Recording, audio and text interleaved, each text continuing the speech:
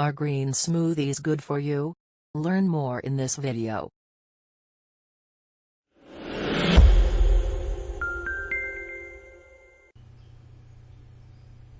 Unhealthy lifestyle behaviors associated with increased risk of premature death include things like smoking and excessive drinking and not eating enough greens.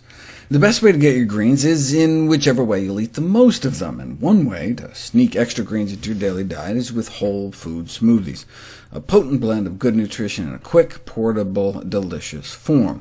The Mayo Clinic offers this as a basic green smoothie recipe, combining the healthiest of fruits, berries, with the healthiest of vegetables, dark green leafies. 2 ounces of baby spinach is about 1.5 cups. Curly parsley is another mild beginner green to start with. Surprisingly, the sweetness of the fruit masks the bitterness of the greens, such that the pickiest of children love them, along with any adults who would otherwise not be consuming dark green leafy vegetables for breakfast.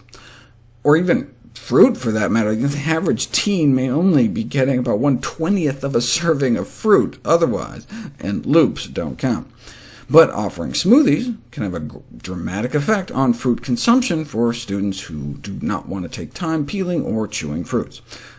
Who doesn't have time to chew a fruit? But the milkshakey texture of smoothies may not just boost the quantity of fruit and vegetable consumption, but also the quality. Carotenoid phytonutrients, like beta-carotene and lycopene, can exist as microscopic crystals trapped within the cell walls of fruits and vegetables, and they're only released when the cells are disrupted. That's why we need to chew really well. Mastication is doctor speak for chewing.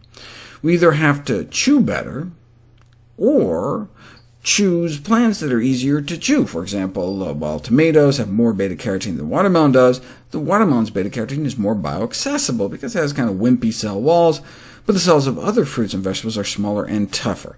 To maximize nutrient release, food particle size would ideally be reduced down to smaller than the width of the individual plant cells, but you can't do that with chewing.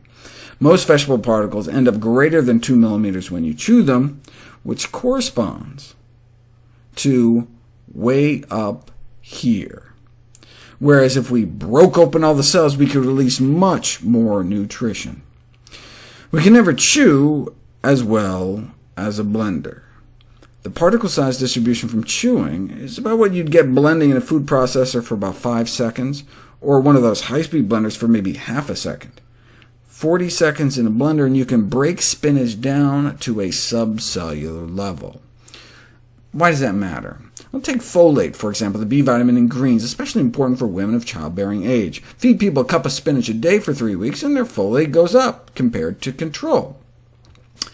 But even just chop it up finely with a knife first before chewing it, and you end up with more than twice as much ending up in your bloodstream. And the same absorption-boosting effect with lutein, the green's nutrient so important for our eyesight. It's not what you eat, it's what you absorb. But for lutein, the boost was only 14%, so a few extra bites of the whole leaf greens would have gotten you just as much, and some other nutrients, such as vitamin C, aren't affected by pre-chopping at all. And this is less of an issue with cooked vegetables. This is for raw carrots. Boil the carrots for 3 minutes first, and even just regular chewing can release like 10 times more, but not as much as blended. Intense cooking, boiling for 25 minutes, so damages the cell walls that even gulping down large particles can result in significant absorption. But even then, blending may double carotenoid availability, explaining why we may be able to absorb 3 times the alpha and beta-carotene from pureed cooked carrots compared to mashed cooked carrots. So, blending vegetables, raw or cooked, into soup, sauces, and smoothies can maximize nutrient absorption. You went to the store and bought it, or toiled in your garden to grow it, you might as well take full advantage of it. Might there be a downside to enhanced absorption, though? We'll find out next.